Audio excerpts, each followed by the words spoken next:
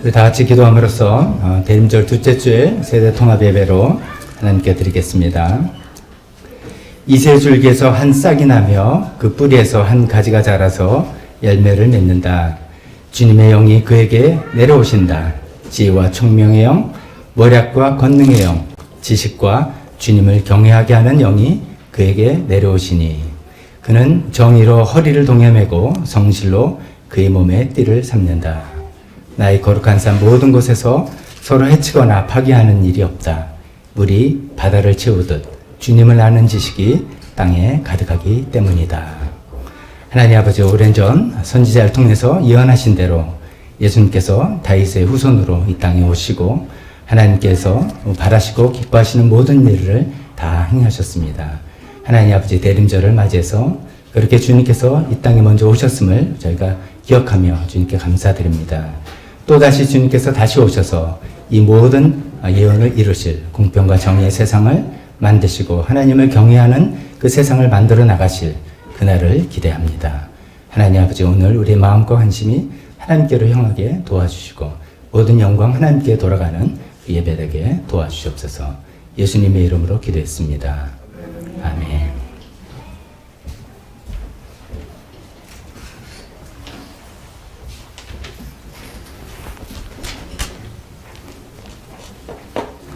다 같이 일어서서 찬송하실 때 우리 첫 찬송은 저희들이 모여서 많이 부르는 찬양, 우리 또 생소하시더라도 우리 자녀들이 이런 찬양을 부르고 있구나라고 또 아시면 좋겠고요. 또 함께 그 찬양 금방 여러 번 반복되는 찬양입니다. 금방 익히실 겁니다. 그래서 하나님께 우리 영과 진리로 예배하며 나아가며 하나님께서 우리 마음에 마른 마음에 생수를 부어주시고 샘물이 되어주시는 그런 시간 되기를 기대하면서 찬양하도록 하겠습니다.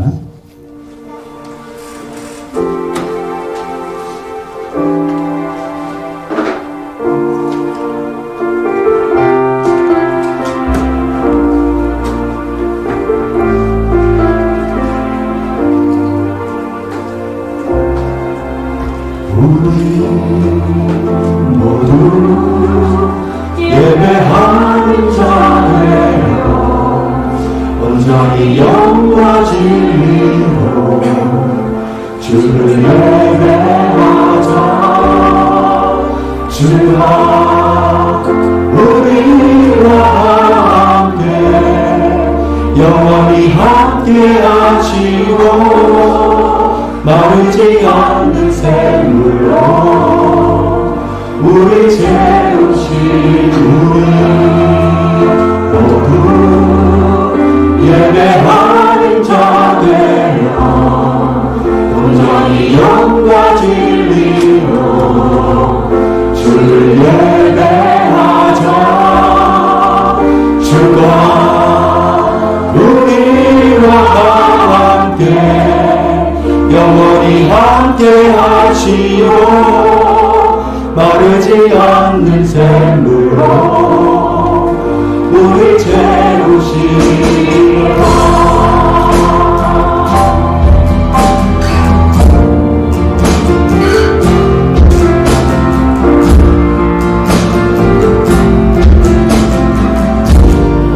다시 한번 우리 모두 예배하는 자 되어 온전히 영과 진리로 주를 예배하자.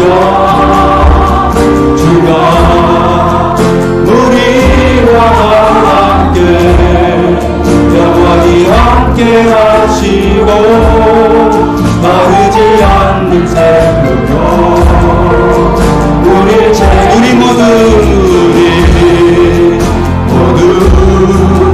예배하는 자 되어 온전히 영과 진리로 주를 예배하자. 주가 우리와 함께 영원히 함께 하시고 마르지 않는 샘물로 올라갑니다.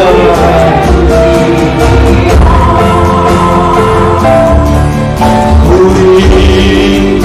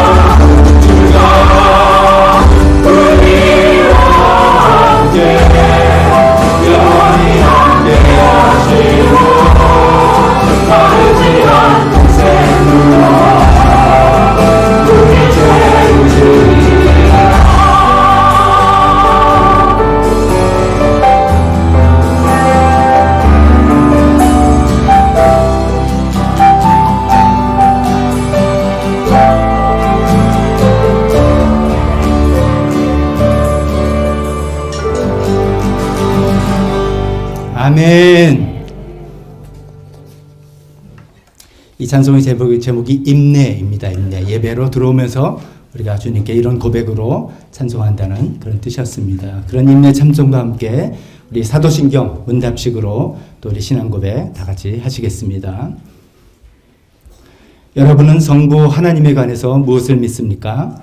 나는 전능하신 하나님 아버지께서 천지를 창조하셨음을 믿습니다. 여러분은 성자 예수님에 관해서 무엇을 믿습니까? 나는 하나님 아버지의 유일하신 아들 우리 주 예수 그리스도께서 성령으로 잉태되시어 동정녀 마리아에서 나셨음을 믿습니다. 여러분은 성자 예수님이 당신의 구원을 위해서 무슨 일을 하셨다고 믿습니까? 나는 예수님이 공교로 베라도에게 고난을 따라 십자가에 못 박혀 죽으시고 장사된 3일 만에 죽은 자가 오셔서 다시 살아나셨으며 하늘에 오시어 전능하신 아버지 하나님 우편에 앉아계심을 믿습니다. 여러분은 성자 예수님이 어떻게 다시 오실 것을 믿습니까? 나는 예수님이 하늘로부터 살아있는 자와 죽은 자를 심판하러 오실 것을 믿습니다. 여러분은 성령 하나님과 교회와 신자의 운명에 관해서 무엇을 믿습니까? 나는 성령님을 믿으며 거룩한 공교회와 성도의 교제와 죄를 용서받는 것과 몸의 부활과 영생을 믿습니다. 아멘. 아멘. 이런 믿음의 신앙 고백을 하는 우리 신앙 공동체를 함께 모여서 특히 오늘은 한 달에 한 번 첫째 주일마다 있는 세대 통합 예배 온 교회 식구들이 부모와 자녀들, 어르신과 어린아이들 다 같이 모여서 예배드리는 시간인데 오늘 이 시간에 이제 어떻게 보면 12월 마지막 우리 세대 통합 예배죠. 하나님의 이름으로 서로를 마음껏 축복하는 그런 시간 또 되었으면 좋겠습니다. 우리 잘 아시는 God bless you.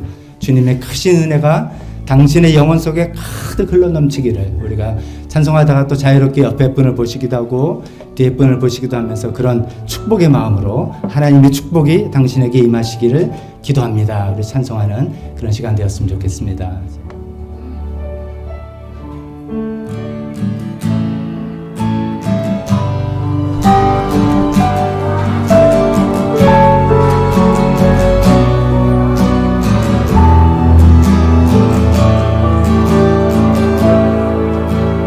God bless you. 주님의 크신 은혜가 당신의 영혼 속에 가득 흘러넘치는 당신의 온 몸과 마음 모든 것을 지키시며 보호해 주시고 참 기쁨이 언제나 넘치기를 축복하며 기도합니다. God bless you. God bless you. God bless you. God bless you. 2절 God bless you. 주님을 함께 하시니 당신의 모든 삶에 가득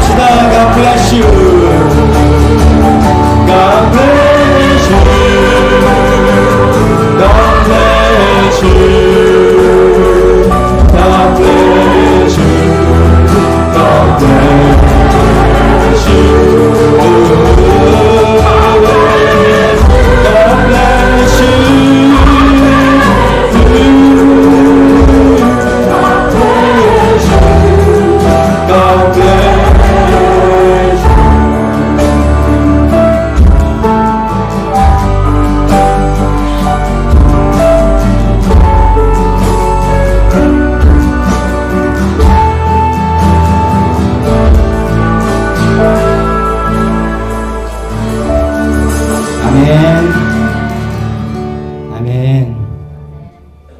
우리 하나님 이름으로 서로 축복하고 하나님께서 얼마나 기뻐하시겠습니까? 주의 자녀들이 주의 이름으로 서로 축복하고 사랑하고 이런 하나님께서 원하시지 않겠습니까? 자, 오늘 대림절 둘째 주일이죠. 대림절 둘째 주일은 어쩌면은 첫째 지난주일과 둘째 주일은 오실 예수님을 우리가 더 기대하는, 그리고 셋째 넷째 주는 성탄으로 오신 주님을 또 기념하는, 기억하는 그런 시간이 의미가 또 있겠다고 하겠습니다. 지난주일 우리 예배 끝나고 헌신 찬양을 부렸던 그 찬송, 주님 오실 때까지 나는 주님을 기다리는, 주님을 맞이하는 이 길을, 또 주님께서 맡겨주신 사명을 감당하는 이 길을 계속 하겠습니다. 우리 신앙 고백으로 주님께 이 찬송 마지막 드리겠습니다.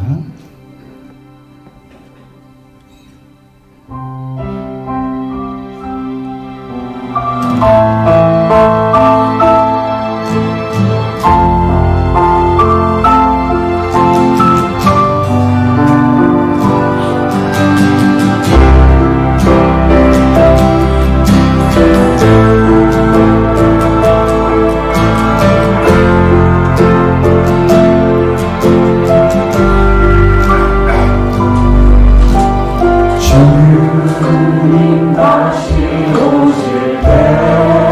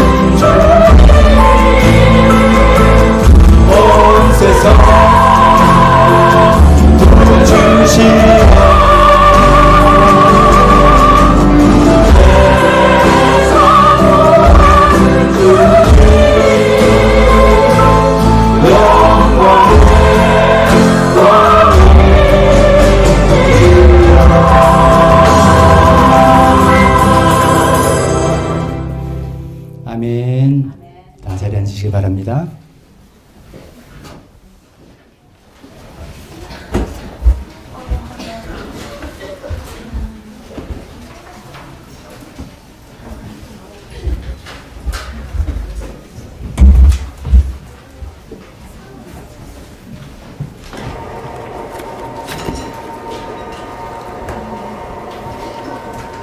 대월 첫째 주에 이렇게 세대 통합 예배로 함께 우리 자녀들과 함께 예배드리면서 또 조일랜드 제이드림에서 부르는 찬양도 우리 또 함께 또 부르고 또 신앙 고백 함께 하고 이렇게 하는 것이 얼마나 감사하고 복된 일인지 모르겠습니다. 오늘 세대 통합 예배 때는 또 요새는 최근에 이제 헌금 시간에 특송도 이렇게 되는데 오늘은 조일랜드에서 특송한다고 합니다. 자, 월드컵 때문에 다들 좀 너무 재밌으셨죠? 좋으셨죠? 그 골 넣을 때, 역전골 넣을 때 깨가지고 그때 보고 계셨던 분 한 번. 아, 여러분의 응원 덕분에 좀 기적을 이루고, 16강에 진출하는 놀라운 일이 됐습니다. 브라질과 경기는 뭐 그냥 즐기는 경기로 하면 또 좋은 경기가 나올 수도 있고, 너무 스토리가 많이 있어서 재밌는 얘기 많고 우리 또 나누는 시간 되려 믿습니다. 감사드리고요. 오늘은 감사떡이 있습니다. 박선희 집사님 가정에 또 집사님의 시아버님 너무나 평안하게 하나님께서 또 천국으로 데리고 가신 것 감사드려서 기도해 주신 거 감사드리고 소영희 집사님 오늘 진짜 귤이 있는 거예요? 귤도 왔어요? 아니, 오늘 갑자기 아침에 우리 서영애 집사님께서 그 중보기도 단톡방 올리셨는데 남편 되던 전삼덕 집사님의 누님 되시는 79세 된 누님, 제주도 사시는 누님인데 놀랍게도 예수님을 영접하셨다 그래요. 불교 배경인데 그래서 너무나 기적적인 일이고 감사해서 오늘 또 귤도 제주도 귤, 농약 한 번 안 친 귤 이렇게 표현하셨는데 오셨는데 풍성한 이렇게 음식 먹거리를 가지고 하나님께 감사드리며 교제했으면 좋겠습니다. 12월 달 헌금위원 유경현 집사님, 신구마 집사님 두 분 수고 계속 해주시죠. 특별기도회 김정희 자매님 위해서 기도해 주시고 지난주 말씀드린 영국에 가 있다 영국에서 수술받으러 온 이수진 자매님 위해서 금요일날 갑상선 수술 기도해 주시고 우리 그 김재형 형제님네 막내딸 이한이는 좀 확정이 되고 난 다음에 우리가 공식적으로 날짜하고 눈 혈관종이 있는 게 아닌가 그렇게 지금 검사하고 있는 중인데 확정되면 그 다음에 올려서 같이 기도하도록 하겠습니다. 대학 입시 진로를 준비하고 계속 12월 달에 바쁜 일정을 보내고 있는 우리 내 자녀들 위해서 계속 기도해 주시면 좋겠습니다. 네팔 선교 또 나라 북한을 위해서 기도해 주시고 계속해서 관심 가지고 하나님께 기도했으면 좋겠습니다. 이 시간에 대표기도 또 헌금 시간으로 이어지고 헌금위원들이 헌금 주머니 앞에 딱 갖다 놓으시고 자리에 들어가신 다음에 특송하고 그 다음에 봉헌 기도하고 그렇게 진행하겠습니다.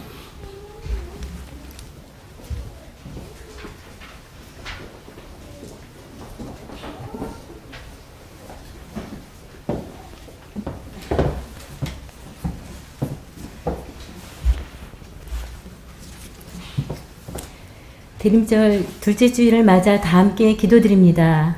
인자하심이 끝이 없으신 하나님 아버지, 우리를 향한 놀라운 사랑으로 독생자 예수님을 보내주셔서 우리의 모든 허물과 죄악을 대신 감당하게 하셨습니다. 십자가 위에서 온갖 수치와 모욕을 참으시고 죽기까지 하나님 뜻에 순종하시고 사흘 만에 부활하심으로 우리를 심판으로부터 구원하시어 영생의 삶으로 바꿔주셨으니 감사드립니다. 오늘 주일을 맞아 하나님께 찬양과 예배를 올려드리오니 오직 홀로 영광 받으시옵소서. 아버지 하나님, 지난 3년 가까이 코로나로 인해 경제적, 심리적, 영적으로 고통의 시간을 겪었고 이제 위드 코로나 시대로 접어들었다고는 하지만 우크라이나 전쟁과 코앞으로 다가온 전 세계적 경제 불황 등으로 우리는 여전히 시시각각 요동치는 상황 속에서 불확실한 미래에 대한 두려움과 불안함으로 하루하루를 살아가고 있는 상황입니다. 그러나 어떤 상황 속에서도 눈앞의 환경과 인간관계 등의 여건에 휘둘리지 않고 예수님의 보혈을 힘입어 구원받은 것 하나만으로도 넘치도록 감사하며 항상 오직 믿음으로 살아가게 인도하여 주시옵소서. 지난 주일 박덕주 목사님의 우리가 기다리는 것이란 말씀을 통해 우리는 다시 오실 예수님을 어떻게 맞을 준비를 하고 어떤 마음가짐으로 살아가야 하는지 되돌아보게 하심에 감사드립니다. 성령님의 지시를 받아 이스라엘이 받을 위로를 기다리며 예수님 오시기를 기다렸던 시므온과 성전을 떠나지 않고 밤낮 금식과 기도로 하나님을 섬기며 예수님 오시기를 갈망했던 안나가 결국 아기 예수님을 만나서 그분의 위로를 경험하고 찬양했던 감격스러운 말씀을 들었습니다. 그러나 우리들은 이처럼 예수님을 만나서 하나님의 자녀라는 신분으로 살아가는 귀한 특권을 누리고 살고 있지만 신압으로 구원의 첫 감격을 잃어버린 채 더 이상 복음의 능력 있는 삶을 살아내지 못하고 우리를 주눅들게 하는 거대한 파도처럼 밀려오는 사건과 문제를 마주할 때면 속절없이 무너져 내리는 믿음 없는 저희들의 모습을 보게 됩니다. 아버지, 내 힘과 의지로는 불가능합니다. 우리의 삶을 온전히 주님께 맡기오니 광야의 길을 내시며 사막의 강을 내시고 눈물 골짜기에 생명샘을 터지게 하시는 하나님을 경험케 하시옵소서. 그리하여 땅의 것만 생각하며 살기보다는 참된 위로와 소망이신 예수님을 오시기를 준비하며 살아가길 결단합니다. 더욱더 함께 모여 예배에 힘쓰며 서로 용납하고 뜨겁게 사랑하고 깨어서 기도함으로 주님 오실 그때를 기다리며 살아가는 사랑하는 교회 공동체 되게 하시옵소서. 조이 코너 조일랜드 제이드리머를 위해 기도드립니다. 김진경 목사님과 교사들에게 함께 하시어 우리 아이들이 주 안에서 밝고 바르게 성장하며 예수님의 사랑이 어린 가슴에 새겨질 수 있도록 축복하여 주시옵소서. 목장 사역을 위해 기도합니다. 아버지께서 우리에게 허락하여 주신 목장 사역을 통해 서로 관심과 배려를 갖고 따뜻한 사귐과 기도로 하나님의 사랑을 맛보고 삶을 나눔으로 가난한 심령이 치유되어 예수님께로 다가가는 왕같은 제사장의 역할을 우리 모두가 감당할 수 있도록 인도하여 주시옵소서. 북한 선교와 하늘꿈 학교 사역을 위해 기도드립니다. 고통받고 있는 북한의 지하교회를 보호하여 주시옵고 많은 탈북 학생들이 하늘꿈 학교를 통해 복음의 메시지를 듣고 영원히 살아나며 구원받는 역사로 인도하시옵소서. 네팔과 시티미션 교회를 위해 기도합니다. 라진 목사님과 함께 하시어 기독교를 자유롭게 전도할 수 없는 상황과 교회를 탄압하는 네팔 정세와 코로나로 인한 힘든 상황임에도 불구하고 위축되지 않고 복음을 전파할 수 있게 하시며 특별히 순이따 자매가 사역하는 도단이, 당, 건다기, 실프벤시에 함께 하시어 잃어버린 영혼들을 계속해서 구원하여 주시옵소서. 나라를 위해 기도합니다. 새 정부가 들어섰지만 진영 논리로 양분된 두 세력 간의 갈등과 충돌로 하루도 조용할 날이 없는 정치 상황과 가시권으로 다가온 세계적 불황의 경고음과 고물가로 인한 생활고로 커져가는 서민들의 신음소리로 더 이상 모른 체 할 수 없는 경제 불안, 아직 가라앉지 않은 코로나 팬데믹과 한 달 전 경험했던 전대미문의 이태원 참사에 이어 여러 파업 사태 등으로 뒤숭숭한 사회 여건 등을 보며 하나님께 간구합니다. 이 모든 혼란과 무질서의 상황을 선하신 하나님의 역사로 수습하시고 정돈하여 주시옵소서. 수용과 화합의 길로 인도하시어 하나된 대한민국 되게 하여 이 모든 문제를 뛰어넘을 능력 주시옵소서. 건강이 필요하신 자매님들을 위해 기도합니다. 골수이식 수술 후 회복 중이신 김정희 자매님, 멀리 영국에서 혼자 나와 갑상선 수술을 앞두고 있는 이수진 자매를 위해 기도드립니다. 육체적 정신적으로 힘든 시간을 통해서 하나님은 사랑이심을 깊이 경험케 하시어 예수님만 의지하는 삶으로 이어지게 하시옵소서. 수능 시험을 마친 박시은, 신기훈, 윤성호, 이단우를 위해 기도드립니다. 최선을 다해 시험을 치른 우리 자녀들의 앞으로의 일정에 함께 하시어 대학 입학까지의 과정마다 주님의 손길로 인도하여 주시길 간구드립니다. 오늘 예배를 위해 기도합니다. 박덕준 목사님의 말씀을 통해 삶으로 복음의 능력을 드러내게 하시옵소서. 이 모든 말씀 우리를 죽음의 권세에서 생명으로 옮기신 예수님의 이름으로 기도드립니다.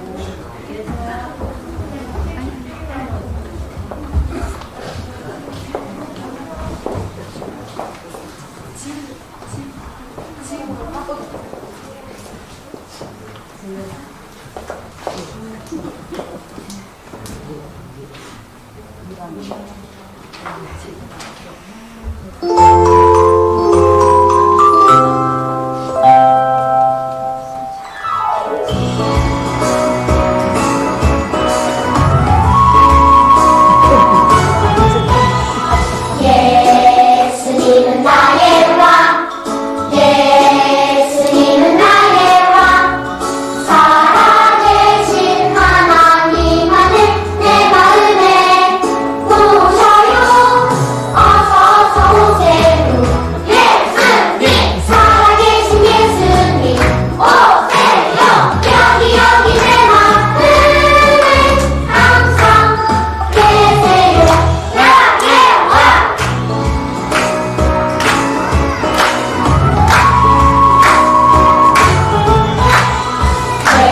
예수님은 나의 왕, 예수님은 나의 왕, 살아계신 하나님 아들 내 마음에 오셔요. 어서 오세요. 예수님, 살아계신 예수님 오세요.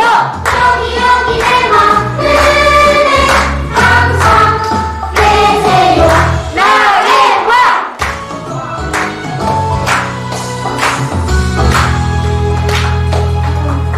He's so fine.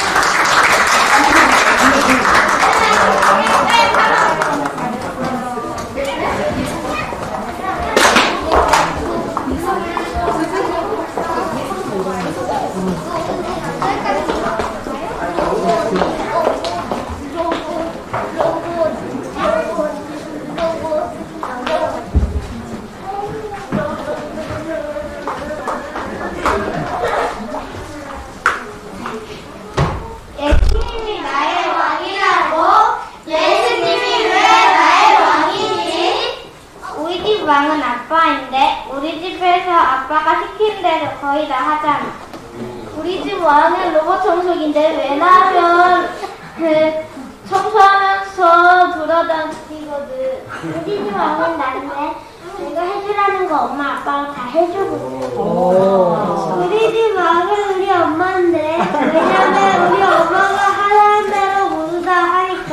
왜 그런데 예수님이 왕이라고 하지? 우리 집 왕은 난데 왜 엄마 아빠는 내 말대로 해줬는데. 괜찮아. 아직 왜? 아직?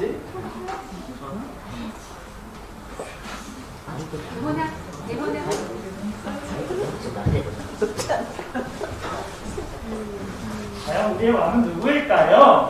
자, 1번 영화가 왜 예수님이 우리의 왕인지 궁금하신가요? 네. 12월 25일 성탄절에 모두 오셔서 확인하시기 바랍니다.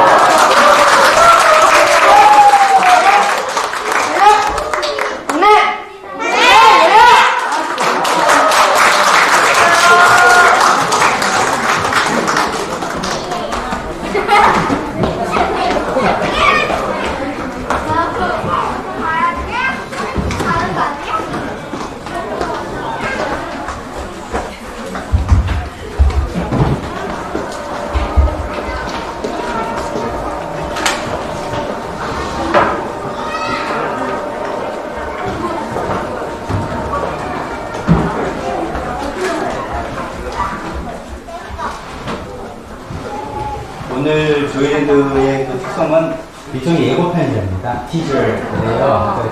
성탄절 예배 우리 성탄절 마침 이번 주에는 또 주일이잖아요. 성탄절날 예배 드리고 좀 식사하시고 한다는 식사하시고 조이랜드 또 저희들이 뭐 순서 성탄절 행사 순서 할 때인데 그때 왜 예수님이 왕인지 뭐 알려준다니까 우리 또 기대하면서 또 오겠습니다. 우리 봉헌기도 잠깐 하겠습니다. 하나님 아버지 오늘 저희가 또 마음과 정성을 다해서 주님께 헌금을 드립니다. 이 헌금 주님 받아주시고 우리 이 헌금에 담긴 우리 고백과 사랑을 주님 받아주시옵소서. 이것을 통해서 하나님 나라에 필요한 것들 다 사용하여 주셨기를 간절히 기도하며 예수님 이름으로 기도했습니다.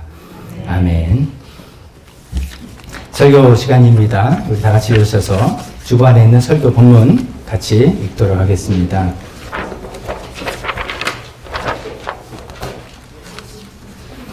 주보 안에 있는 설교 본문 조금 길어서 이렇게 하려고 합니다. 앞부분은 두 문단이지 않습니까? 앞부분은 제가 읽고 뒷부분 기쁜 마음으로 여기서부터 같이 읽으시면 좋겠습니다. 제가 먼저 읽겠습니다.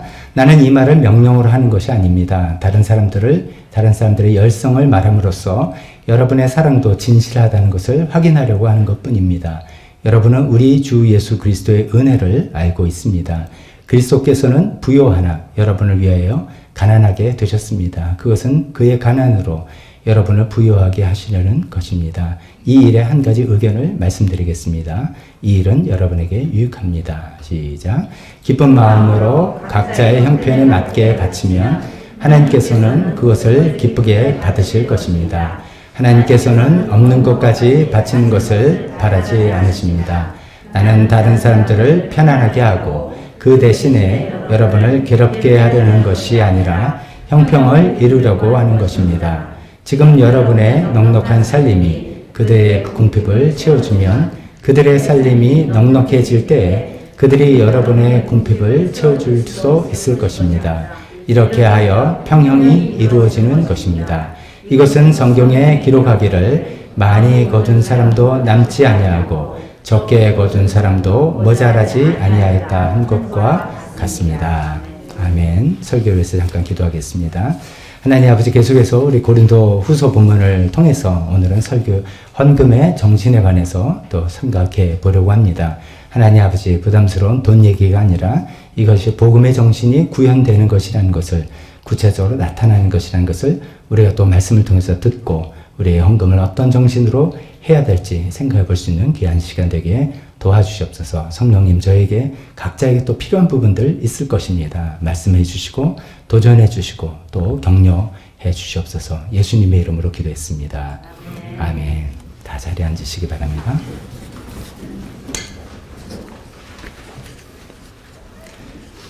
다시 이제 고린도후서 본문으로 돌아와서 강해 설교를 하도록 하겠습니다. 올해 추수감사 헌금 다들 정성껏 또 헌신적으로 참여해 주셔서 감사합니다. 사실 우리가 다 느끼는 것처럼 요즘에 인플레이션이고 고금리고 그래서 다들 힘들고 참 어려운 시기를 우리가 겪고 있는데 어쩌면 뭐 지난번에 우리 헌금을 하는 이유라는 설교에서 그때 다시 한번 우리 정리해 본 것처럼 헌금이 하나님이 주권을 갖고 있다는 것을 인정하는 표시로서 또 하나님께서 우리에게 은혜 주신 걸 감사하는 표시로서 또 나도 희생과 헌신을 하겠다는 표시로서 하나님께 헌금한 그런 결과가 아닌가 싶습니다. 오늘은 이제 그때는 이제 제가 절기헌금, 절기를 딱 앞두고 설교했기 때문에 괜한 뭐 오해를 하실까 좀 조마조마한 마음도 있었는데 이제 절기헌금도 다 끝났으니까 조금 가벼운 마음으로 다시 본문에 의거해서 본문의 순서에 따라서 계속해서 설교를 하는데 계속해서 이제 고린도후서는 헌금에 관해서 이야기를 하고 있습니다. 그래서 헌금의 정신에 관해서 생각을 해보도록 하겠습니다. 이 헌금에 대해서 이렇게 쭉 나오는 이유가 사실 어떤 필요한 금액을 거두려는 그런 데 목적이 있는 게 아니라 헌금이 복음과 맞닿아 있는 어떤 정신이 있다는 것이죠. 복음의 정신이 담겨 있는 것이 헌금이기 때문에 그런 이야기를 또 이렇게 길게 하는 거라고 말씀드립니다. 우리가 헌금이 복음을 구현한다 이렇게 표현하는데 구현이라는 게 어떤 내용을 구체적인 사실로 나타낸다. 그렇게 구현한다 그러지 않습니까? 즉 내가 진짜 복음을 이해하고 복음을 받아들였다 라는 그 사실이 진짜라면 그것이 구체적으로 나타난 삶의 모습이 일종의 그것만이 아니지만 그 중에 하나가 헌금이다. 이렇게 이해할 수가 있겠습니다. 기억하십니까? 지난번에 헌금에 관한 설교할 때 사도 바울이 이게 이제 고린도 교인에게 이야기하면서 커다란 어떤 헌금 프로젝트를 지금 운영하고 있다라는 말씀을 드렸죠. 지금 이제 이 고린도 교회에 편지를 썼는데 이 고린도 교회는 유대인 입장에서 보면 이방인들인 거죠. 이방인 교회에서 예수님 믿게 된 사람들에게 지금 복음이 시작된 예수님이 그렇고 구약의 이스라엘 성도들이 그렇고 그 시작된 이 예루살렘 교회가 여러 가지 이유로 가난하고 힘들게 됐는데 우리가 복음을 믿는다는 건 예수 그리스도 안에서 우리가 모두가 한 형제 자매가 됐다, 하나가 됐다라고 이야기를 하는 것이고 유대인이건 이방인이건 한 형제, 한 예수님 안에서 영적으로 한 가족이다라고 말은 하면서 이런 기회 때 우리가 그 말이 진짜 사실이란 것을 한번 우리가 증명해 보이자 뭐 이런 거잖아요.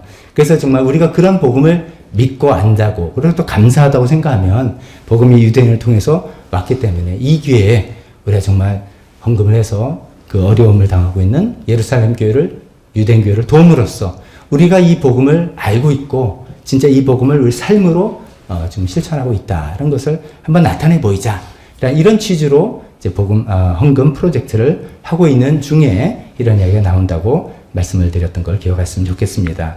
자, 그런 얘기를 하면서 이제 사도 바울이 계속되는 그 글 가운데 세 가지 헌금의 정신에 대해서 이야기하고 있는 부분을 오늘 살펴보려고 합니다. 세 가지 헌금의 정신인데 첫 번째 정신은 자발적 참여의 정신입니다. 자발적으로 참여하는 정신이다. 이런 겁니다. 8절에 이렇게 이야기합니다. 나는 이 말을 헌금합시다. 이거 모으고 약속한 대로 헌금합시다. 이야기죠. 이 말을 명령으로 하는 것이 아닙니다. 다른 사람 열성을 말함으로써 여러분의 사랑도 진실하다는 것을 확인하려는 것 뿐이지 명령해서 헌금을 강요하고 약속한 대로 이행하라고 강제력을 행사하고 하는 그런 것이 아니다라는 이야기를 하고 있습니다. 그래서 첫 번째 헌금의 정신은 자발적 참여의 정신이다라고 말씀드립니다. 물론 우리가 실제적으로 헌금은 이런 것도 있죠. 성도로서의 일종의 의무도 있죠. 감사함에 대한 의무도 있고 또 우리가 한 교회에 소속돼 있으면 그 교회 재정 상황에 대한 어떤 책임감을 같이 나누겠다라는 교회에 대한 책임감도 있습니다. 이건 이제 자발적과는 조금 다른 성격이 있는데 그런 것도 있지만 사실은 이제 헌금 그 자체는 우리가 누구도 강요할 수 없는 그런 성격을 갖고 있다라는 이야기를 하고 있습니다. 사도 바울이 본인이 사도이면서도 고린도 교회에게 강요를 하지 않고 내가 명령하는 것이 아니다 라고 하면서 자발적으로 이 일에 참여해 줬으면 좋겠다라고 권면하고 있는 것입니다.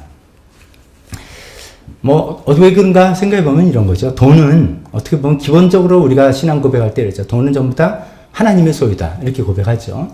하나님의 소유라는 것을 신앙적으로 고백하는데 실질적으로 돈은 누구 겁니까? 내 거예요, 내 거. 내 돈을 번 사람, 내 겁니다. 왜냐하면 이 돈이 그냥 굴러온 게 아니에요.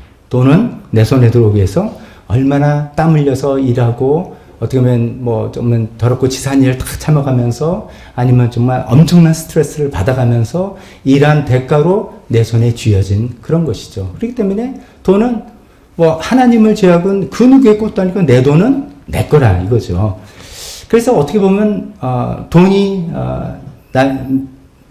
나 자신이라고도 오해하지 마시고 돈이 나 자신이라고도 들을 수 있는 이 세상에서 돈이 자기의 가치를 표현하는 것이고 내 노력에 또 정당한 이게 이제 돈에 대해서 평소에는 교회에서 이제 좀 부정적인 이야기를 많이 하는데 좀 긍정적인 걸 생각해 보면 돈이 나 자신의 정당한 가치, 내가 땀 흘려 일한 노력에 대한 정당한 대가. 그래서 정말 어쩌면 뿌듯하게 보람있게 우리가 생각할 수 있는 그런 것들이란 것이죠. 그래서 이제 돈은 어떻게 보면 번 그 사람의 것이기 때문에 그것을 다른 사람이 어떤 다른 기관이 강요하거나 이렇게 강제할 수 없다는 이야기를 우리가 말씀드릴 수 있겠습니다. 그렇기 때문에 헌금이 자발적으로 또 기쁜 마음으로 드려지는 것이 맞다라고 이야기를 하고 있습니다. 이 8장에서 내가 명령하지 않는다 이런 표현을 썼는데 좀 더 구체적으로 고린도 후서 이제 9장에 가면 7절에 이렇게 표현합니다. 헌금은 어떻게 해야 되냐면 각자 마음에 정한 대로. 누가 정하냐면 자기 자신이 정한 대로. 이번엔 절기헌금이다. 난 평소에 헌금을 했다. 이거를 각자 마음에 자기가 정한 대로 하고 아까워하면서 내거나 마지못해서 내는 일은 없어야 합니다. 이렇게 이야기하고 있습니다. 그러면서 중요한 이야기가 하나님께서는 기쁜 마음으로 내는 사람을 사랑하십니다. 이제 강요가 되면 기쁜 마음은 아니겠죠. 의무를 다하는 것이고 뭐 하라니까 하는 것이다 그러지만 하나님께서 바라시는 것은 기쁜 마음으로 자발적인 마음에서 기쁜 마음으로 내는 그 마음, 그 손길, 그 사람을 하나님께서는 사랑하신다라고 이야기하고 있습니다. 영어로 간단히 표현하면 God loves a cheerful giver. 우리가 헌금을 하거나 남을 도와주거나 할 때 마지못해서 하나님 이거 하면서 이게 체면상 이게 저 사람이 나와서 했으니까 뭐 이거 계산 다 해가지고 막 이렇게 하는 거 또 우리가 해야 되겠지만 사회생활은 그런 거 있겠지만 특히나 하나님께 드릴 때는 기쁜 마음으로 cheerful giver. 나 하나님께 드려서 나 너무 마음이 기쁘다라고 하는 그런 마음을 하나님께서는 사랑하시고 좋아하신다는 말씀입니다. 성경에 보면 이제 그런 용어가 있고 우리가 잘 아는 게 있죠. 주는 자가 받는 자보다 복이 있다. 그런 말씀 있지 않습니까? 예수님께서 그런 말씀 하셨다고 사도 바울이 사도행전에 인용하고 있는데 그 뜻이 무슨 뜻입니까? 주는 자가 받는 자보다 복이 있다. 혹시 지금은 내가 주는데 이렇게 주면은 나중에 더 많은 것을 받게 되니까 그것을 복이라고 여긴다? 그런 뜻입니까? 그럴 수도 있습니다. 만약에 지금 하나님께서 어떤 상황에서 어떻게 줘야 된다는 것을 보여줬을 때 나중에 뭐 또 천국에서 보상을 받을 수도 있고 또 하나님께서 우리 살아생전에도 또 그렇게 멋지게도 큰 걸로 갚아주신 데도 종종 있기 때문이죠. 그럴 수도 있겠지만 또 다른 중요한 뜻은 주는 자의 기쁨이 받는 자의 기쁨보다 더 크다. 우리가 이렇게 생각해 볼 수 있겠습니다. 이건 정말 줘보는 기쁨을 아는 사람만 아는 겁니다. 이게 돈을 이렇게 움켜주고 줘보지 않는 분은 모르는 거죠. 그러니까 정말 주는 자의 기쁨이 받아서 받는 사람의 혜택과 뭐 기쁨과 좋은 것보다도 훨씬 더 크다는 그것을 우리 주님께서 말씀하시는 것입니다. 뭐 이런 예를 우리가 생각해 볼 수가 있겠습니다. 지금 우리나라에 뭐 4대 메이저 병원입니까? 5대 메이저입니까? 이제 그 중에 하나가 신촌에 세브란스 병원이 있지 않습니까? 여러분 잘 아시는 대로 그 세브란스라는 그 낯선 이름은 그 병원을 설립할 때 막대한 기금을 기부한 사람의 이름을 딴 것이죠. 루이스 세브란스라는 미국의 어떤 자선사업가입니다. 1900년도에 그 세브란스 병원을 현대식 병원을 막 만들려고 할 때 그 당시 돈으로 25,000불을 기부했다고 합니다. 25,000불이 그 당시에 1990년도에 25,000불이 지금은 가치가 얼마? 이거 계산하기 되게 어려운데 어떤 이제 제가 이 기사를 보니까 한 기자가 이런 식으로 계산을 했더라고요. 그가 현시가로 환산을 한다면 뭐 25,000불은 좀 어렵겠는데 나중에 총액이 25,000불인데 그때 병원 대지 구입비로 5,000불을 이제 기부를 했어요. 이분이 세브란스 분이 기부를 했는데 그게 이제 그 땅의 만평이었는데 그 땅의 만평이 현재 공시지가로 따지면 뭐 그런 거 있지 않습니까? 따지니까 2009년도 이렇게 계산했는데 2,200만 원이었대요. 그러니까 25,000불이면 곱하기 5를 하니까 1조 1억 원, 1조 1천억 원의 돈을 기부를 한 것이죠. 거액이죠. 거액의 돈을 기부한 것입니다. 근데 이제 그 말씀을 드리려는 게 아니라 이 거액을 기부하는 세브란스의 말이 유명한 말입니다.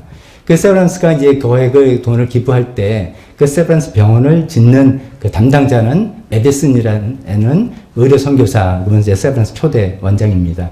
그분이 이제 엄청난 거액이 기부가 들어온 걸 알게 되고 그분에게 고맙다는 인사를 편지를 했어요. 그랬더니 세브란스가 이렇게 얘기합니다. 받는 당신보다 주는 나의 기쁨이 더 큽니다. 받는 당신보다, 물론 에디슨 개인에게 준 게 아니죠. 하지만 받는 당신보다, 그래서 이 사업을 이루어지는 그 보람과 기쁨보다 주는 나의 기쁨이 더 큽니다. 또 영어로 한번 해보겠습니다. You are no happier to receive it than I am to give it.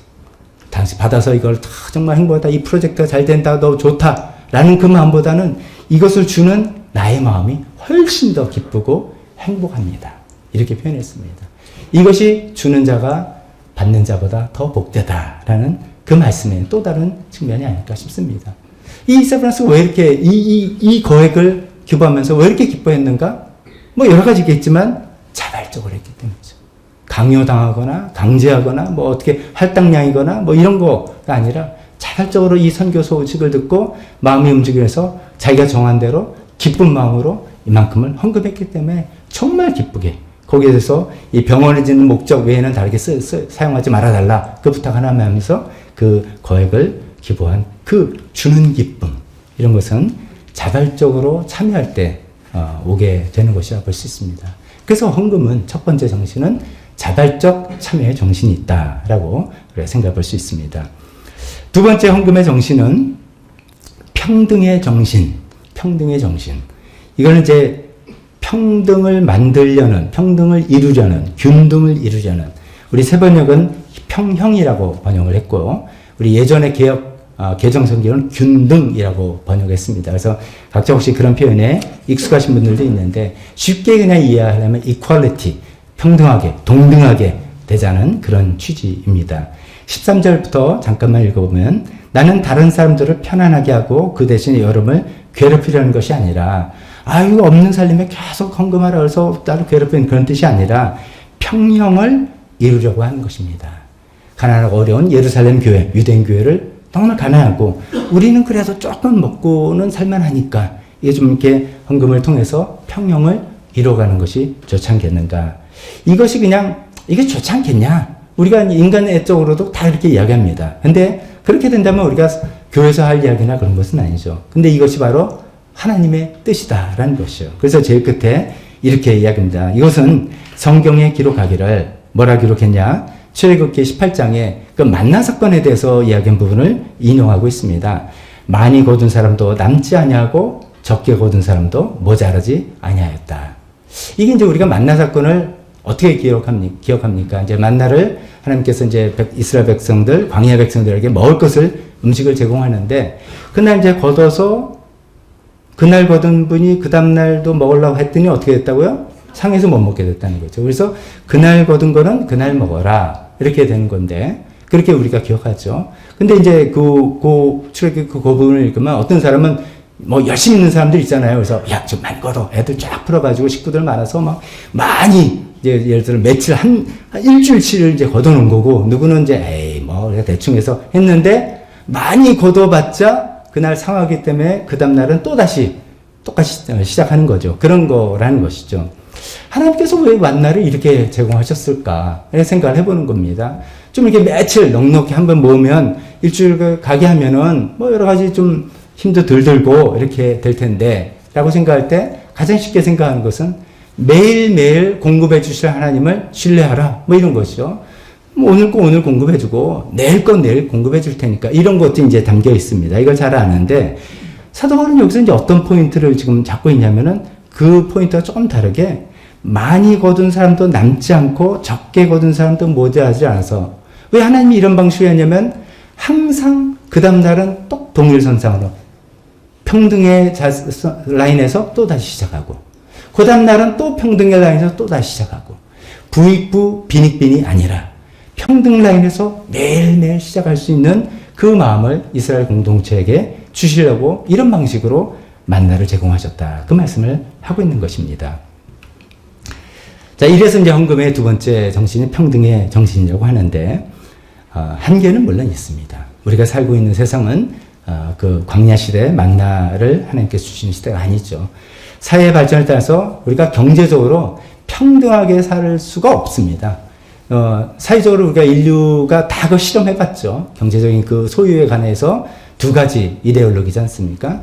자본주의하고 공산주의 해봤습니다. 그래서 소련과 미국이 그거 가지고 이념 대립을 했었죠. 그러다 우리 역사적으로 다 이제 판명이 났습니다. 평등을 주장하는 공산주의 이론은 인간의 본성하고 맞지 않더라. 이론은 참 좋은데 인간의 본성하고 맞지 않아서 그렇게 하니까 점점 게을러지고 일이 나태해지고 나라가 사회가 망하더라. 그래서 역사적으로 끝났습니다.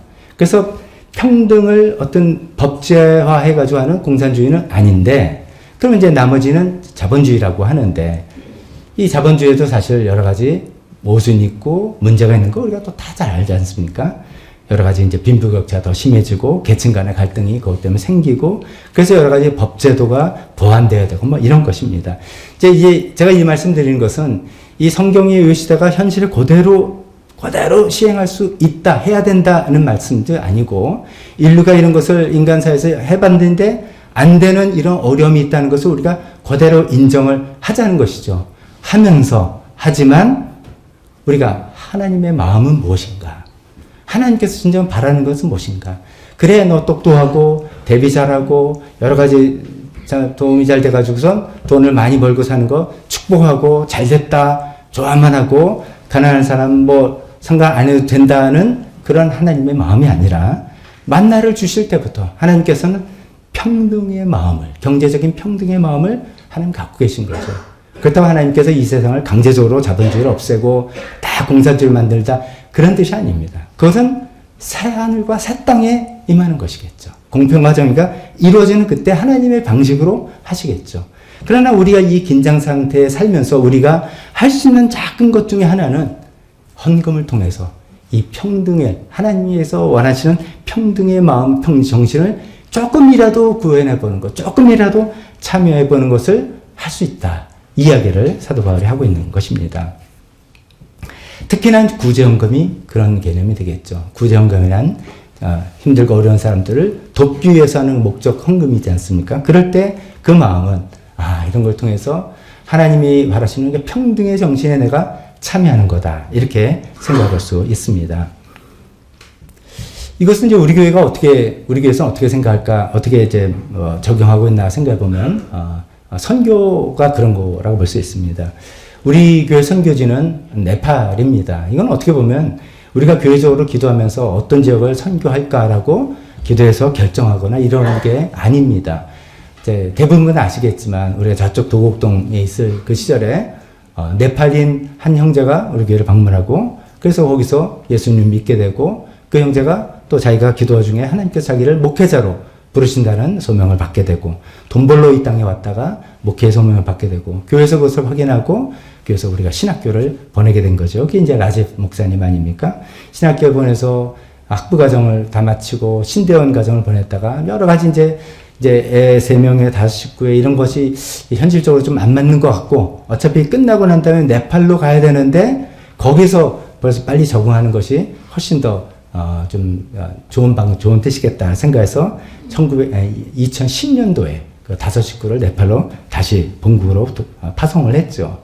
그래서 네팔에서 신학대학원 공부를 다 마치고 목사 안수를 받고 그래서 또 시티 미션 교회를 개척한 것입니다. 이 모든 과정에서 이제 우리가 함께 기도와 물질로 후원을 해왔던 것이죠. 모든 선교지의 목적은 자립입니다. 영적인 자립, 재정적인 자립. 그것이 이제 어쩌면 제일 성공적으로 선교 사역을 했다라는 그런 것이 될 수 있겠습니다. 그래서 저희도 이제 그런 생각을 하면서 라지 목사님을 보내고 우리가 여러 가지로 교류도 하고 하지만 저희가 이제 제가 바라고 그린 것은 이 시티 미션 교회가 좀 자립할 수 있는 교회가 되면 좋겠다라고 생각을 했던 것이죠. 그래서 이제 그 아이디어 중 하나가 우리 교회에서는 카페 햇세드를 해서 재정에 이제 운영을 좀 하는 것처럼 거기도 이제 카페를 만들고 설고 거기서 이제 운영을 하다 보면 교회에 좀 도움이 되지 않겠는가. 그게 혹시 재정 자립에 좀 도움이 될 수 있을까 이런 생각을 해보게 된 것이죠. 그래서 이름을 이제 카페 필레오라고 이제 이렇게 이름을 적어 햇세드라고 먼저 하겠다는데 상표 등록이 돼서 안 된대요. 그래서 이제 필레오로 하고 그때 이제 우리 안수 집사님하고 이중원 집사님 또 네팔에 지금 날아가서 거기 뭐 설계라든지 여러 가지를 이제 살펴주고 이제 여기인지를 롤모델해서 쫙 이렇게 디자인을 해줬죠. 근데 이제 뭐, 그 다음에 이제 이렇게 공사를 하고 있습니다 하고 사진을 보내오는데 우리는 분명히 저렇게 디자인했는데 점점 네팔식이 돼가는 거예요. 색깔도 뭐 이상하게 초록색 스타벅스처럼 예쁜 색깔이 아니라 네팔식 초록색이 되고 뭐, 현지화 어쩔 수 없는 것 같아요. 근데 제가 이 말씀을 드리는 거는 그렇게 해서 이제 시도를 하고 애를 썼는데 그게 이제 우리 생각과 좀 이제 현지 상황이 잘 안 되는 거예요. 여러 가지 이유로. 그러면서 점점 그 사회를 알게 보니 네팔이라는 나라 자체가 경제적으로 너무나 힘들고 어려운 나라죠. 우리나라에서 한때 그 지금 뭐 제2의 중동 붐이 혹시 일어나느냐 이런 기대도 하고 있는데 1차 중동 붐 때 그때도 저희 집안도 저희 매형 2분이 다 중동에 가서 돈 벌어 오신 분입니다. 근데 이제 이제 노무자는 아니었지만 현장직이었지만 많은 분들이 가서 거기서 돈을 벌어서 송금해 주는 걸로 우리나라 경제에 큰 축을 차지했다. 이런 거 우리가 아시지 않습니까? 네팔은 여전히 그렇습니다. 국내 산업 기반이 없어요. 관광 외에는 없어요. 그러니까 회사도 없고 공장도 없고 뭐 내륙 국가라서 뭘 무역하기도 어렵고 참 안 된 나라입니다. 그래서 네팔 사람들이 해외에 나가서 해외 노동자로 땀 흘려서 일해서 송금해서 보내주는 그 금액이 그 나라 경제에 제가 듣기로는 한 30%가 된다고 들었습니다. 그러면 자립이 안 되는 나라입니다. 그 국내는 뭐가 안 되는 나라입니다. 그래서 조금만 좀 청년을 키워놓으면 해외 돈 벌러 나가고. 그건 막을 수도 없죠. 살 수가 없다는데. 그래서 참 재정적으로 자립하는 게 굉장히 어려운 그런 국가인 것이죠. 그래서 제 마음속에서도 우리가 이렇게 선교를 해서 한 사람을 목사로 세우고 교회를 세웠고 또 마침 미국에 있는 우리 그 브리즈웨이 박상원 목사님, 크리스 목사님 교회도 같이 협력해서 이렇게 좀 도와주면 우리가 제일 아이디얼하게 재정 자립, 영적 자립 이렇게 세우면 좋겠다라고 생각한 것이 어쩌면 좀 힘들겠구나. 이 나라는 좀 힘들겠구나라는 생각을 하게 됐습니다. 그래서 어쩌면 우리가 네팔 선교를 돕는 거는 계속해서 지속적으로 도와야 될 그런 사정인지도 모르겠습니다. 제가 이 말씀을 드리는 것은 우리가 네팔 선교를 하는 게 어쩌면 이 두 번째 헌금의 정신, 이 평등의 정신으로 우리가 임한 것일지 모른다는 생각이 듭니다. 우리나라는 정말 하나님께서 물질적으로, 경제적으로 축복해 주신 나라. 우리 다 알지 않습니까? 우리도 해외 원조를 받던 나라. 불과 몇십 년 전에 해외 원조를 받던 나라가 이제 해외 원조를 해줄 수 있는 나라, 세계 유례가 없는 이런 나라로 만든 그 축복을 하나님께서 이렇게 주셨습니다. 그래서 정말 부유한 대한민국 이렇게 된 것이죠. 어쩌면 이제 부유한 대한민국의 그리스도인들이 가난하고 궁핍한 네팔의 그리스도인들을 조금이라도 우리가 계속해서 후원하고 헌금을 보내고 할 때 이 두 번째 정신은 평등의 정신 이런 것들을 우리가 조금이라도 참여해보는 그런 것이 아닌가 싶다는 생각이 들었습니다. 저희가 해마다 이제 추수감사절 헌금을 하고 성탄절이 되면은 성탄 헌금을 하죠.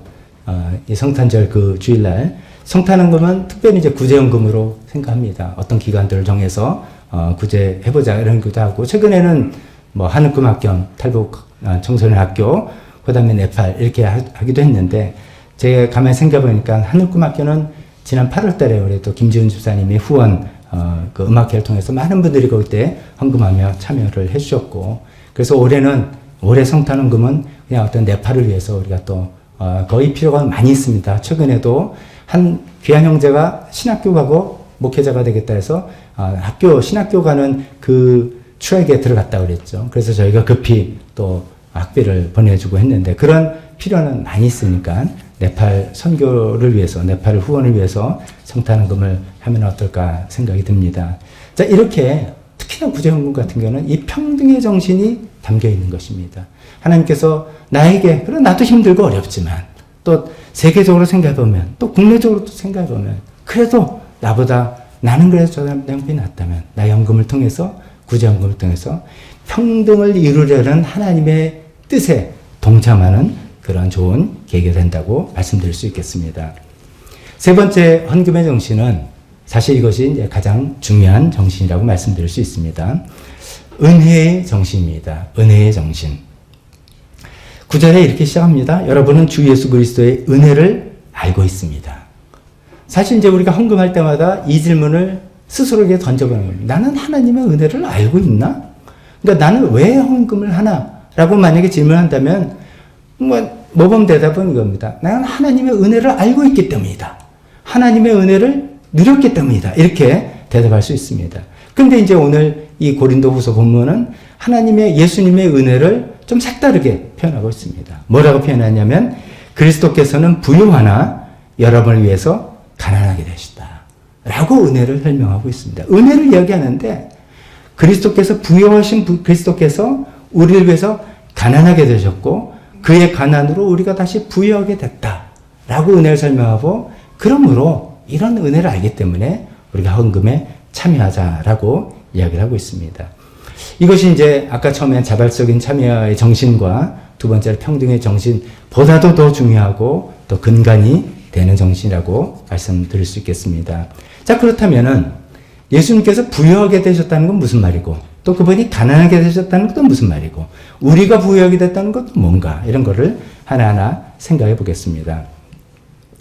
예수님께서는 어떤 면에서 부유하셨나라고 생각한다면, 이것은 헌금에 관한 이야기 때문에 사실 금전적인 이야기를 하다가 굉장히 좀 포괄적인 어떤 이야기로 싹 좀 범위를 넘치죠. 예수님이 금전적으로만 부유했다는 그 뜻이 아니죠. 예수님께서 이 땅에 인간으로 오시기 전에 예수님의 원래 부유하심을 이야기하는 것이고, 그것은 우리가 잘 아시는 빌립보서 2장 6절에 잘 설명되어 있습니다. 빌립보서 2장 6절에 이렇게 설명되어 있죠. 그는, 예수님은 하나님의 모습을 지니셨으나 하나님과 동등함을 당연하게 생각하지 않으셨다. 여기 하나님의 모습이 되니까 우리가 눈에 보는 어떤 형상, 그런 뜻이 아니고요. 하나님이시다 이거죠. 하나님과 똑같은 분, 하나님이다. 하나님, 그 예수님은 하나님이신데 그 하나님과 동등함을, 그 여러 가지 대우나 여러 가지 지위나 여러 가지 능력이라는 것을 당연한 것으로 생각하지 않고 내려놓으셨다. 이게 이어지는데, 그 전에 예수님의 부유함을 생각할 때 그는 하나님이시다 라고 생각하는 것이죠. 하나님이라는 게 뭡니까? 창조주 하나님이시고, 그래서 온 우주의 주인이시고 온 우주의 소유주이신 하나님이시고, 그래서 가장 큰 영광을 받으시게 합당하신 하나님이시다라는 것입니다. 이것을 좀 어떻게 우리가 생각해 볼까 생각하다가 최근에 우리나라를 방문했던 그 사우디아라비아의 그 빈 살만 사우디 왕세자 생각이 혹시나 이게 도움이 될까 말씀을 드려보겠습니다. 빈 살만 왕세자, 사우디 왕세자가 우리나라에 20시간 체류했는데 쓰는 경비 내용, 여러분들 기사를 통해서 보셨을 겁니다. 전 총액은 아닌 것 같은데 하여튼 뭐 소공동 롯데호텔에서 묵었는데 1박에 그 방 스위트룸에 1박의 호텔 비용이 2,200만 원이라고 합니다. 별로 이렇게 놀라시는 기색이 없네요. 여러분들 2,200만 원인데 더 놀라는 것은 그 빈살만 왕세자가 그 하루를 묵기 위해서 그 전에 경호원들이 경험 이런 거 하기 위해서 전후로 객실 400개를 통으로 빌렸다고 합니다. 그러니까 그 비용은 어마어마하겠죠. 뿐만 아니라 물론 이스라엘 사람들이 이제 할랄 음식이라고 뭐 자기네 이제 종교 규례에 따른 그 음식, 특히나 다른 식기가 혹시 할랄의 규례에 어긋나는 방식에 사용되는 식기가 들었을까봐 이제 그런 것에 대해서 한국에 와서 식기를 완전히 새로 구입했는데 식기 구입비만 1억 원. 뭐, 그러니까 돈이 아닌 거죠. 막, 여기서. 그 빈살만의 그 재산, 요번에 다 뉴스에 나왔죠. 얼마를 알고 계세요? 2조 달러. 그 뭐 환율에 따라 다르겠지만, 1,400 하면 2,800조 원. 2,800억 원이 아닙니다. 2,800조 원.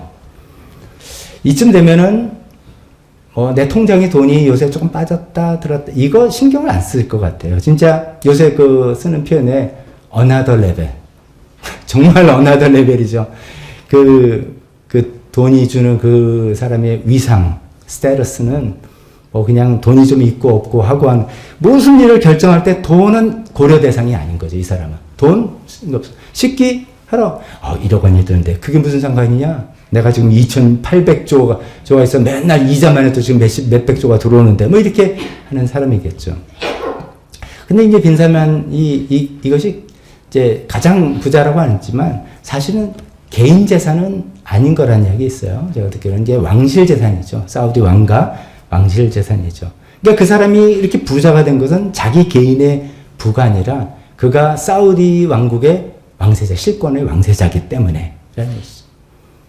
이 말씀을 예수님께 드려봅니다. 예수님이 부유했다. 예수님이 돈이 많았다. 천국에서 창고에 돈이 많았다. 이런 뜻이 아니라 예수님이 온 우주의 주인이시고 온 우주의 소유주이시기 때문에 부로 만약에 따져본다 해도 온 우주를 소유하신 그런 분이셨다 이거죠. 그렇게 부유하신 예수님께서, 그걸 우리가 첫 번째 잘 이해하시죠. 그런 부유하신 예수님께서 두 번째로는 저와 여러분을 위해서 가난하게 되셨다는 것이죠. 물론 이 가난하게 된다는 것도 물질적인 것만은 아니겠지만 더 중요한 건 그 영적인 것이겠지만 물질적으로도 생각해 볼 수 있는 것이죠. 예수님은 정말 가난하게 되셨죠. 우리 여기 식민지 시대 때 일제 식민지 시대를 겪으신 분들도 계실 겁니다. 그러면 정말 그때 나라 뺏긴 소름에서 경제적으로 수탈당하고 이런 것들을 피부로 몸으로 와닿으신 분도 있을 겁니다. 예수님이 그럴 때였죠. 로마 식민지인 유대 땅에서 태어나셔서 그 집이 부모님 집이 가난하다면 가난해서 처다들 예수님 처다들 날 때 반듯한 너도 여관방에서 못 낳고 뭐 방이 있다 없다 이런 걸 떠나서 요즘 같으면 첫애 낳는데 아유 얼마나 신경 쓰겠습니까? 요즘 여러분도 아시겠지만 출산율이 뚝 떨어져서 자녀의 숫자는 엄청 줄었는데 자녀의 그 아동 물품 이 매출은 옛날부터 2배, 3배 고가를 쓰니까 이렇게 되는 것이죠. 그런 분명 한 명 키우면 뭐라도 다 해주고 싶은 그런 마음이잖아요.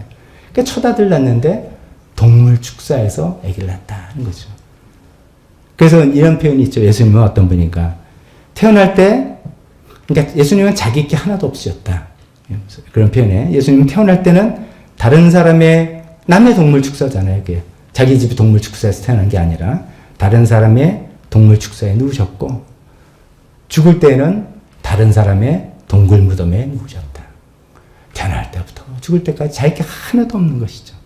심지어 죽을 때 입고 있던 옷 한 벌마저 로마 군병들이 제비 뽑아서 그걸 나눠 가졌고 아무것도 가진 게 없으신 그런 예수님이시죠.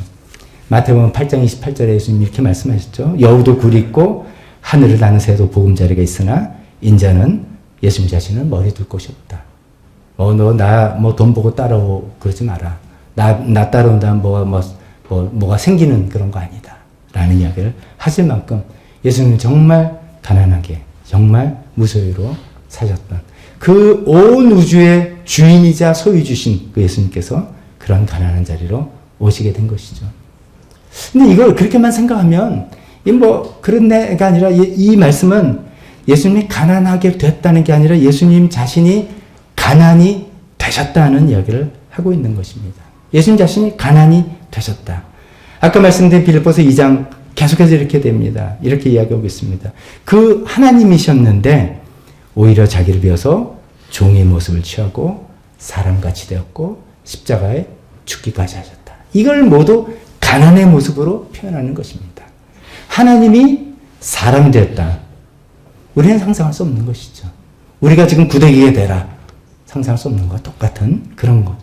근데 사람 중에서도 왕이 되라 그러면 그래도 할 만한데 종으로 되신 그 가난함. 종이 돼서 어떤 종이냐면 죽기까지 순종한 그 종이 되신 가난함. 그 모든 예수님의 삶을 가난함이라고 표현하고 있습니다. 그 예수님께서 그렇게 부유하셨던 예수님이 가난이 되셨다라고 설명을 하고 있습니다. 세 번째로는 그렇게 그 예수님이 부유하신 예수님이 가난하게 된 것이 그 자체가 목적이 아니라 그래서 우리가 부유하게 되었다는 것으로 이야기하고 있습니다. 어떤 분은 예수님 믿고 그럼 다 부자가 된다는 거, 나 아닌데, 난 여전히 좀 힘들고 어려운데, 이렇게 생각하는데, 이게 물질적인 부유함이 먼저 나오는 게 아니죠. 우리가 다 영적으로 부유하게 됐다는 것이죠. 아까 말씀드린 빈살만, 물론 그 사람이 2,800조 원을 주무르는 사람이 될 수도 있겠지만, 그 돈이 왜 자기 손에 쥐어졌나? 왕세자기 때문에. 그 사우디 왕가의 왕세자기 때문에, 왕자의 신분 때문에 그 금액이 들어오는 것. 그렇게 사람의 신분과 운명과 그것들이 정체성이 변하게 된 것을 영적으로 부여하게 됐다라고 우리가 이야기하지 않습니까? 우리가 죄의 형벌로부터 벗어났고, 사실 우리가 이런 생각을 어떻게 보면 못할 정도로 너무나 삶이 각박하고 바쁘고 힘들고 정신없이 살아서 그렇겠지만, 우리가 정말 예수님이 아니셨다면 우리가 하나님 앞에서 죄로 인해서 죽어 마땅한, 이미 하나님 앞에서 죽은 죄의 형벌을 받는 사람들 아닙니까? 그럼 죄의 형벌로부터, 그 페널티로부터 우리가 벗어나게 됐고, 또 비록 우리가 여전히 죄에 또 넘어지기도 하고, 미움과 용서 안 됨과 아니면 어떤 거짓말과 어떤 사기와 이런 것들 우리 삶에 있겠죠. 그래서 안 되는 일을 향한 행동이라든지 마음이라든지 말이라든지. 그렇지만 조금씩 성령님 도움으로 죄의 그 권세, 파워로부터 조금씩 벗어나고 있고, 그래서 5년 전 생각하면 그래 5년 전보다 나는 좀 성장했어. 작년보다는 요거 하나 좀 나아졌어. 라는 것이 있을 겁니다. 그 죄의 그 무서운 권세 파워로부터 우리가 좀 벗어나고 있다는 증거죠. 또 궁극적으로는 죄의 그 존재로부터 the presence of sin으로부터 벗어나는 천국에 살게 되는 이게 얼마나 우리 삶이 우리 생이 풍요롭게 되는 것입니까? 또 달리 말하면 이런 것이죠. 하나님께서 우리 죄를 용서해 주셨을 뿐만 아니라 우리를 의인으로 불러주셨다는 거죠. 넌 용서해 줬으니까 너는 그냥 끽소리 말고 맨날 여기 있어 라고 해서 할 말 없는 우리를 하나님께서 의인이라고 불러주시고 하나님의 자녀로 삼아주시고 자녀일 뿐만 아니라 하나님의 상속자가 되게 해주신 그것이 우리의 신분이 된 것이죠. 벤살만이 그렇게 부자인 것은 왕세자는 신분 때문에 된 것처럼 우리는 그런 신분이 되었다는 것이죠. 그래서 예수님의 가난하게 되심으로 그 예수님을 믿는 우리가 일단 영적으로 부유한 자리에 하나님께 기도할 수 있고 평안을 얻을 수 있고 응답받을 수 있는 부유한 자리에 가게 됐다는 것이죠. 예수님 믿고 우리가 부자가 됐다는 건 또 이런 면으로 볼 수가 있겠습니다. 돈이 많은 부자가 됐다는 게 아니라 그 이제 첫 번째 말씀은 신분이 바뀌었다는 것에서 말씀드린 것처럼 부자의 신분 혹은 이제 부자의 마인드로 살아갈 수 있게 됐다. 그 길이 열렸다는 것이죠. 다른 말로 해서 이런 겁니다. 우리가 돈이 얼마나 많고 적고를 떠나서 돈에 매이거나 돈의 노예가 되지 않는 사람이 되는 것입니다. 돈에 매이거나 돈의 노예가 되지 않는 것.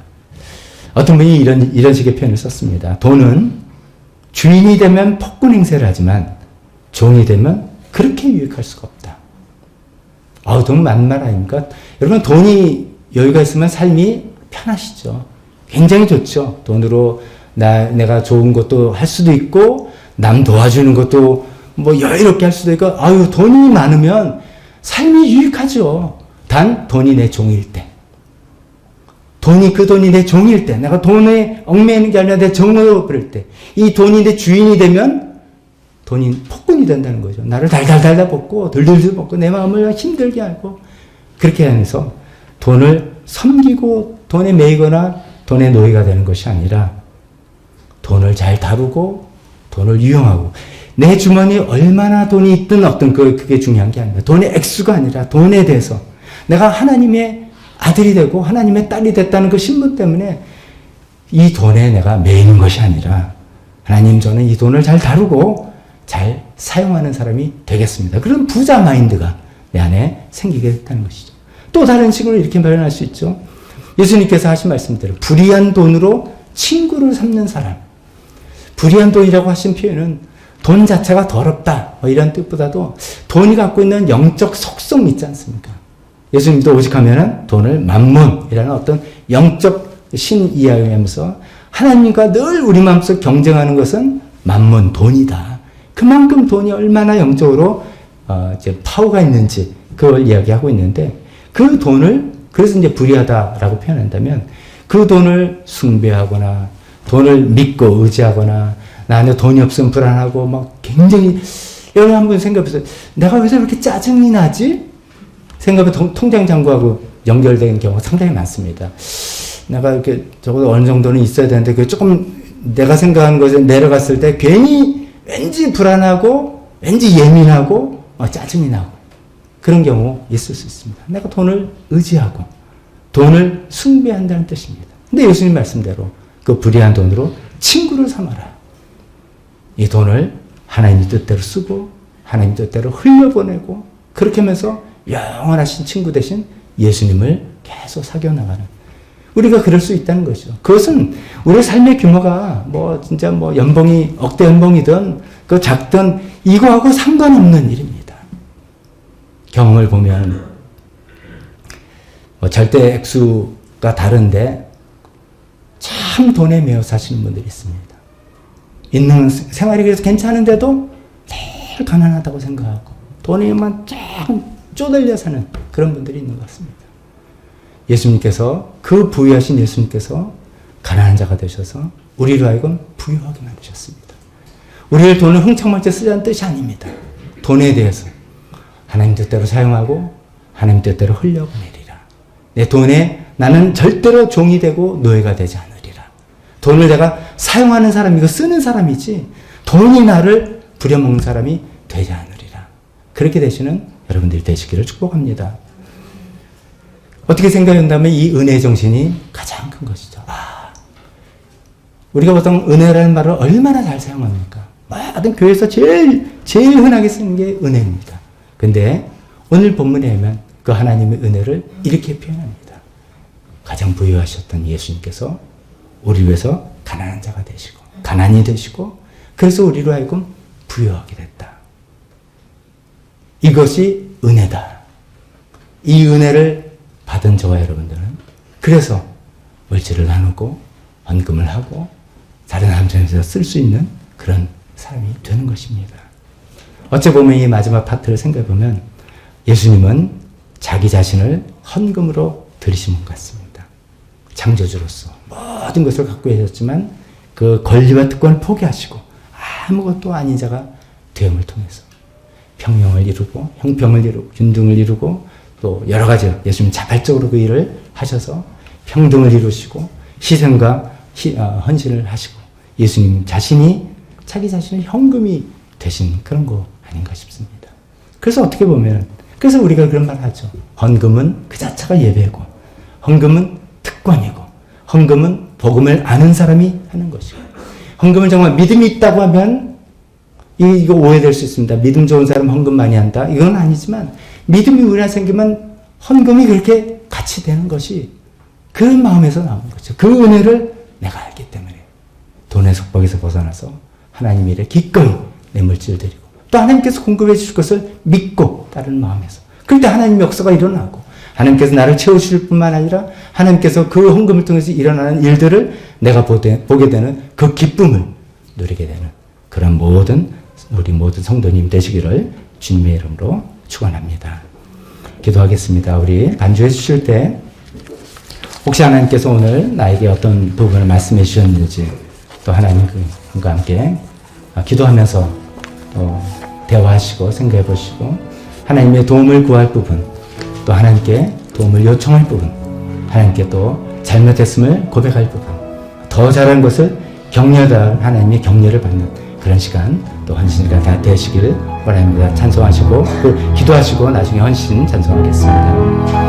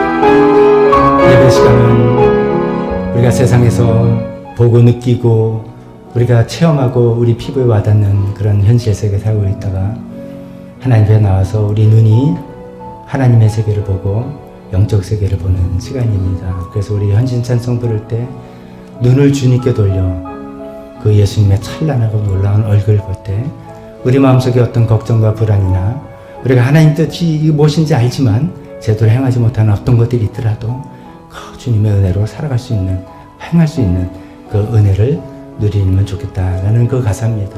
우리 다 같이 일어서서 이 헌신 찬송 부르시면서 혹시 헌신하실 분 앞에 나와서 기도하시면 기도해드리겠습니다. 눈을 주님께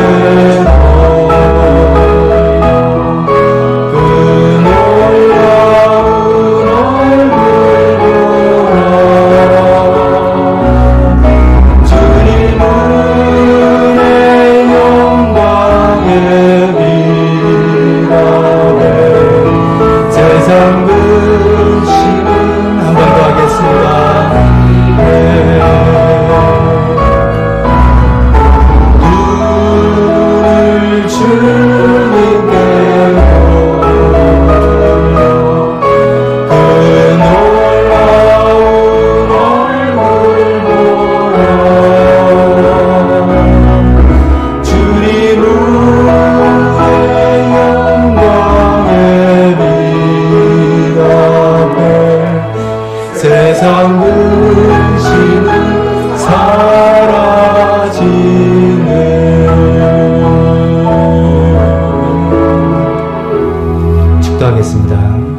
지금은 우리 주 예수 그리스도의 은혜와 하나님 아버지의 사랑하심과 성령의 교통하심이 헌금의 정신을 제대로 이해하고 특히 그 예수님의 은혜가 무엇인지를 우리가 알기 때문에 우리가 정말 하나님께 드리는 것뿐만 아니라 성도의 필요를 채우는 구제뿐만 아니라 모든 나누어 드림을 나누어 줌을 실현하겠다고 결심하고 있는 여기 있는 모든 분들 머리 위에 지금부터 영원토록 함께 있을지어다.